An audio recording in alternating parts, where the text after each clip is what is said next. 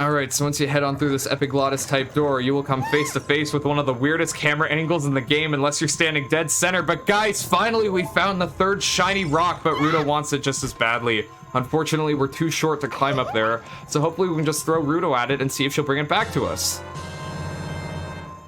Princess Ruto got the spiritual stone. But why Princess Ruto? That's what I'm saying, guys! This game gets me, oh my goodness. I finally found my mother's stone. Oh, that's why she wanted it so badly. Okay, I see you. I got very upset when Lord Jabu Jabu swallowed it. While I was feeding him, he suddenly swallowed me. I was so surprised I dropped it inside. But now that I found it, I don't need to be in here anymore. So take me home right now. Yeah, guys, Link's face says it all. I don't even have to comment on that. So let's see if we can climb up this really high thing, but wait a minute. Looks like Jabu Jabu ain't finished digesting Ruto. Yeah! What is this? An octopus? That's right, guys. Alfred Molina's Doc Ock makes a cameo in this game. Hello, Peter. I'm just kidding. This is Big Octo, my least favorite mini-boss in the entire game, and I'll show you why. First things first, you want to whip out your boomerang, throw it at him once. Now he's going to start spinning around erratically, so you want to throw it again. However, it's a 50-50 chance if you'll get what you want here. See, you want him to be facing away from you so that his green backside is exposed. That's his weak point, like so. Now, if you jump slash at him with the Deku Stick, you'll do a lot of damage. It takes 5 regular sword strikes to take him down, but if you do 2 Deku Stick strikes, pretty sure one of them has to be a jump slash, mind you, you can take him down in 2 cycles, which is what I'm trying to do because I don't want to waste too much time on this boss fight. I'm pretty sure this is not the intended way of fighting the boss, mind you, but it's just the way I've always personally done it. Mind you, not with the Deku Sticks, because I only learned recently just how powerful they really are. I tried to save them a lot when I was younger because I wanted to be conservative with my sub-weapons and the ammunition. But now I've realized, screw it. This is a 3-heart run. We gotta do what we gotta do to stay alive and take care of these enemies as quickly as possible. Like that. Now, without further ado, let's head on up this platform that swallowed Princess Ruto and see if we can find her. Now, over here, you'll find some pots. Inside, there's some Deku Nuts and another recovery fairy if you need it, if you've taken too much damage in that fight, or if you just want to store it inside a bottle. We've also got a few more Bari up ahead here. We'll just take them down with our newfound toy. God, I really can't tell you how much I love the boomerang. It's just such a fun weapon to use. Now, over here, we have some electric rectangular prism type things. They're gonna start flailing around all sporadically like that. And we've also got an Octorok down there. We're just gonna throw our boomerang at it to take care of him. What you want to do, yes, is stun these with your boomerang so that they don't hurt you. And do a little platforming once again in a game without a dedicated jump button. God, I love Ocarina of Time.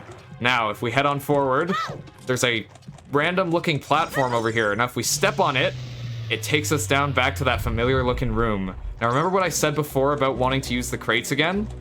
This is why. So, that blue tumor from that part with the tentacles, it makes a return over here. Now, sadly, we do not have Ruto with us anymore, so instead, we're just going to place a crate down on it and head on through that epiglottis-looking door there. I know I've been calling a lot of these epiglottises, mind you, and human bodies only have one. It's like, I'm pretty sure it covers your trachea when you swallow your food. I don't know. I'd imagine fish have them too, but mind you, don't they eat stuff through their gills rather than their mouths? Either way, they just look like epiglottises to me, but, you know, the human body only has one, so it's safe to assume a fish only has one as well. Anyway, here we have another gold Skulltula, so I'm just going to throw my boomerang at it once again. And the third throw for the gold Skulltula token in the midst of a backflip. God, I love doing that. My apologies for that slight cut there. I had to quickly let my dog out. But anyway, what you want to do next is climb up this wall here that kind of looks like an unhealthy growth, kind of like those vines inside the Deku tree. What you want to do is lock onto this switch, throw your boomerang at it behind that glass window. Doing so will open the way forward to the boss room. So let's just climb down a little bit, and then drop so we avoid taking fall damage. Next, you want to head on up the slope and go inside the door to face the boss. Alright, now on the other side of this final epiglottis-looking door, you hear that electricity? Could it be a Bari perhaps? Well, it's too big to be a Bari, but it doesn't have the electrical blue ball thingies like a Beery. Those just look like regular electric jellyfish to me, and here we have the boss, the man of the hour, or rather the parasite of the hour, Baronade! Now, if you remember that part in the dungeon earlier on where we got the boomerang and we had to cut down all those colorful tentacles, basically you want to do the same thing here. Just make your way around, try not to get hit by by Baronade's electrical beams that he's going to fire out of those satellite-looking things. Now, once you cut all 3 tentacles, he's going to enact this jellyfish-type merry-go-round. What you want to do is take him out with your boomerang.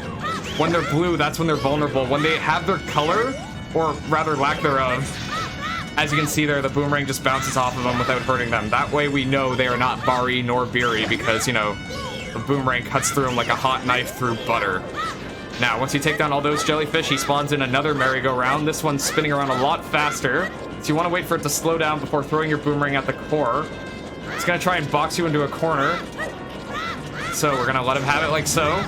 Cut down all the jellyfish with our boomerang. Just keep on moving. Hold down L so that you can just instantly go from one target to another. Uh-oh. The colors return, so he is invulnerable once again. I can't get an L target, so I gotta back up so I don't get hit by that final jellyfish there. Oh, dang. There we go. Alright, now he's gonna start firing electrical beams out of that satellite. What you want to do is just hop around with your L targeting and roll as well. Make sure you don't have a weapon drawn. I mean, granted, the boomerang is fine because, you know, while you throw the boomerang, it can still roll around too. I'm mainly talking about your sword because, you know, the A button becomes overridden from rolling to jump slashing. So yeah, you just want to jump around. Don't let him box you into a corner. Stay close so that you can get the boomerang hit because if you're too far away, it'll miss. And then just go to town on him. It's going to start swinging once again. Or rather, firing with his electrical beams out of that satellite. Just keep on moving. You know, I've always been more of a cable guy than a satellite guy myself, but lately I haven't been watching all that much TV, thanks to the rise of streaming services and YouTube just being the best way to consume content, in my humble opinion. Ouch!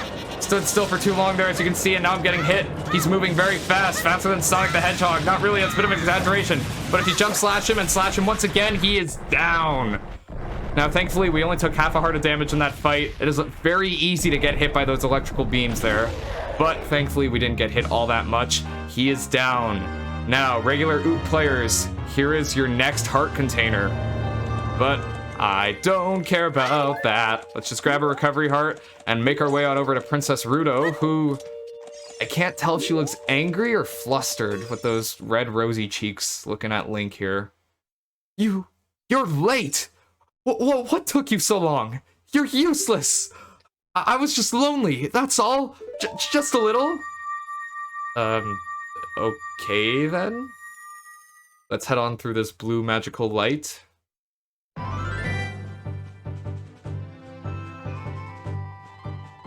Oh, hello there. You are a little close for comfort. Jeez, oh my goodness, poor Link. Ruto, you could have killed the poor boy. We don't know if he ever really learned to swim or not. Like, I mean swim in deep water like this. Thankfully, he's not doing too bad treading water. You looked cool. Cooler than I thought you would anyway. Just a little. Well, anyway, you saved me, so I guess I'll reward you. What do you wish? Guys, I don't even have to say it at this point. You mean the spiritual stone of water, Zora's sapphire, don't you?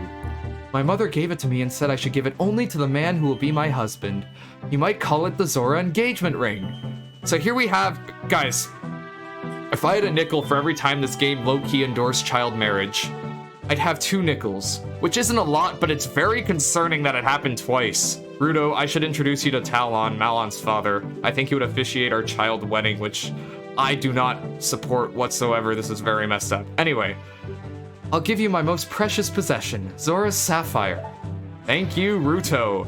At long last, guys, after many sweaty, long hours, we have finally completed the cool, shiny, spiritual rock collection. Oh, look at it. Look at that gorgeous blue. God, you're prettier than the lake we're swimming in, Zora's sapphire. Come to Papa. My hair is glitching through my sleeve there, as you can see. God, I love the funny texture misplaces, but guys, at long last, here it is. You obtained the Zora's sapphire. This is the spiritual stone of water passed down by the Zoras.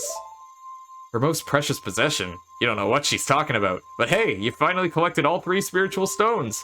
Go back to see Princess Zelda. Don't tell my father. Well, guys, we could go see Princess Zelda, but there's something we want to do first. What you want to do is swim on over to this here little island, or piece of land rather, and roll into this tree, whereupon you will find our next gold Skulltula. Want to take him out in one hit with the jump slash? Very, very nice. So next thing you want to do is come over to this wall here and whip out your bombs. Also, go away, Navi. I don't want to listen to you right now. Gonna set it to Y because I want to leave the boomerang there because it's earned its place after that last boss fight. Now, the indicator, of course, is the boulder, but as you notice, the boulder doesn't lead to anything, it's the wall you want to blow up, because inside you'll find the third Great Fairies Fountain. Now, in my humble opinion, this is the most useless Great Fairy Fountain, and I'll explain why in a second.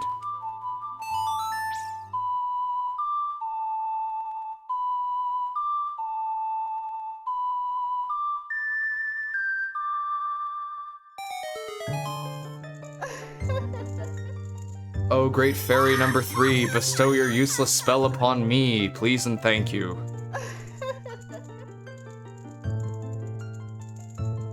Welcome, Link. I am the Great Fairy of Magic. I will give you a magic spell. Please take it.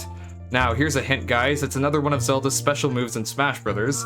We already have her side special. This one's green, so you know what that means. It's the up special, a move that's far more useful in Smash than it is in its home game. Ladies and gentlemen, this is Furore's Wind right here. This is warp magic you can use with the face buttons inside of dungeons. Use it once to create a warp point and use it again to return there. Remember, you can use Furore's Wind only inside dungeons, okay? When battle has made you weary, please come back to see me. Alright, so the fact that it's locked to dungeons only is half the reason why I think it's useless. It would be really handy if you could use it to create warp points wherever in Hyrule, but luckily there is a method of warping across Hyrule that will unlock a little later on. Furthermore, now this point is pretty subjective, mind you, but I find the spell to be pretty useless because the dungeons in this game are honestly pretty easy and they don't take all that long to complete. You can usually take them out in one sitting anyway. Now, I assume it is intended to be used by players who don't beat dungeons in a single sitting, which is totally fair.